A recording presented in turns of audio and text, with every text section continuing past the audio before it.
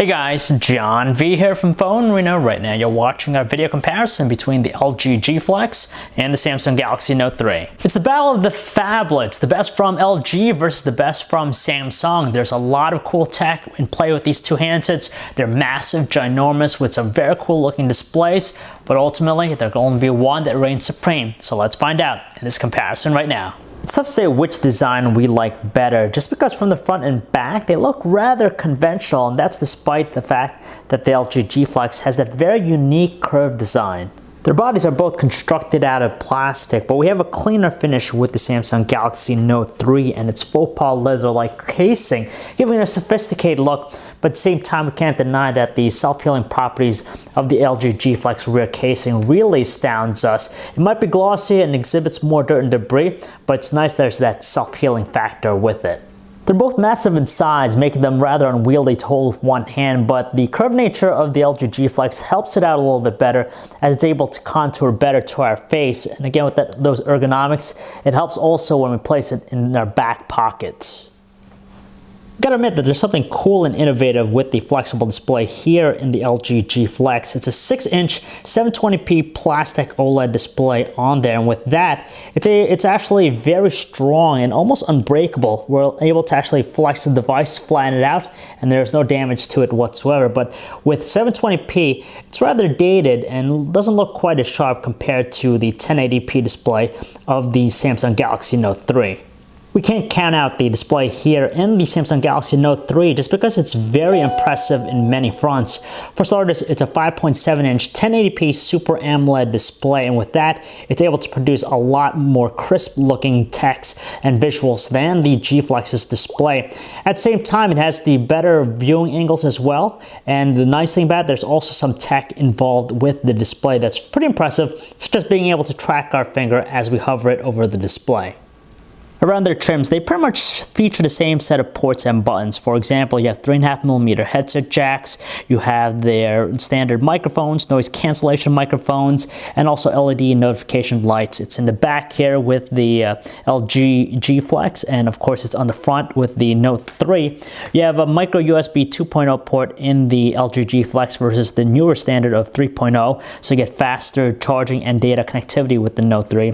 The Note 3 also features a useful S Pen stylus, again, that kind of adheres to those power users for productivity purposes, and they both feature IR blasters. It's in the back here with the LG G Flex, whereas it's in the top with the Note 3, turning them both into universal remotes. And finally, we have their respective cameras. Now, the neat thing about it is that they're both 13 megapixels in size, feature autofocus, but you have 60 frames per second recording with the LG G Flex. But then again, the Note 3 is able to capture video in 4K resolution.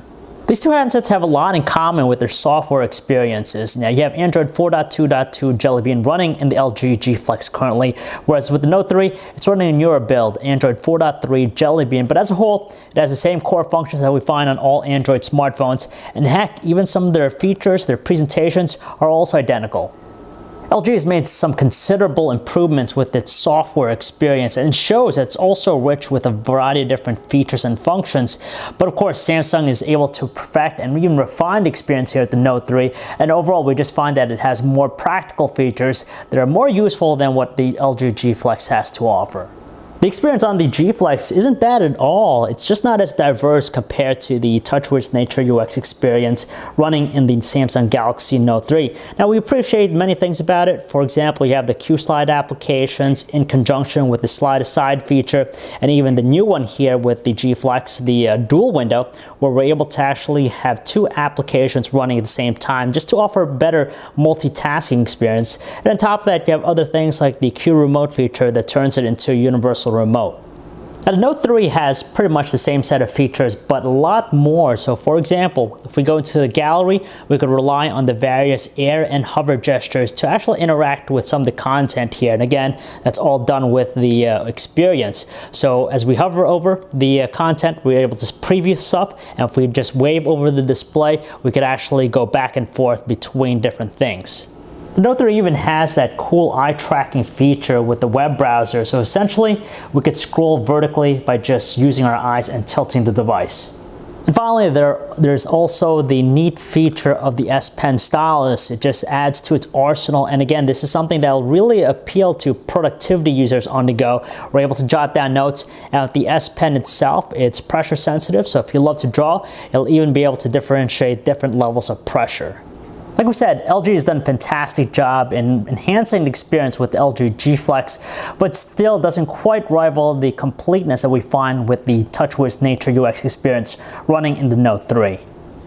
They're actually both powered by the same chipset, a quad-core 2.3 GHz Qualcomm Snapdragon 800 CPU with the Adreno 330 GPU, but with the G Flex, it's only packing 2 GB of RAM versus the 3 in the Note 3. It's using the same processor, but yet it has a little bit more RAM than G Flex, but we still notice just some slowdown and lag with the performance out of the Note 3. It's not that bad at all for most basic tasks it's able to handle with ease. When it comes to being a speed demon, the G Flex has no shortage of being that. It's just the snappiest device out there and far more consistent with its performance when compared to the Note 3. Both basic and complex tasks it handles with a lot of ease and very minimal with slowdown and lag. As expected, the web browsing performance out of the two handsets is just top notch. They handle complex web pages with ease. But it's worth noting that if you plan on importing the LG G Flex from Korea, it doesn't support any of the LTE bands here in the US. We don't find one music player to be more appealing than the other, nor is there one that offers more features too. When it comes to the audio quality, they're also identical on this front. They produce some commanding tones with minimal distortion at the loudest volume setting. If you're a hardcore Shutterbug, you're gonna fall in love with the camera apps on both these devices just because they give us a lot of manual controls, so we can adjust things like the brightness, the ISO, and even the exposure if we want to. In addition to that, they're also outfitted with an array of very cool looking shooting modes. It's a battle between the 13 megapixel cameras. That's what these two are packing along, and honestly, the qualities are pretty much identical to one another in all lighting conditions. They take some amazing looking shots with their cameras filled with a lot of great detail. They're properly exposed. They handle dynamic range as well. And the only noticeable difference that we see is just the color reproduction. It tends to be a little bit warmer with the LG G Flex versus the cooler tones put out by the Note 3. Likewise, we're kind of split with their 1080p video recording quality. Now, the Note 3 as a whole has a more consistent look just because it's a lot sharper looking. It has a good amount of crispness with its shots, whereas with the G Flex, it seems to be a little bit more subdued with its details, so toned down, and it's also more prone to some artifacting elements when we're panning very quickly, but nevertheless, both are wonderful. The G Flex has just a little bit of an artificial sound with audio recording, but it's nice that it moves at 60 frames per second, giving it that flowy look. But then again, we can't count out the fact that the Note 3 has the ability to shoot videos in 4K resolution. Call quality goes to the LG G Flex just because it's excellent in all fronts. The earpiece and speakerphone are just loud and clear, whereas with the Samsung Galaxy Note 3, it tends to have a little bit of a crackling sound with the earpiece at the loudest volume setting. So far, all the phablets we've checked out tend to give us a good amount of battery life, and these two don't disappoint just because they're able to deliver us with all-day battery life.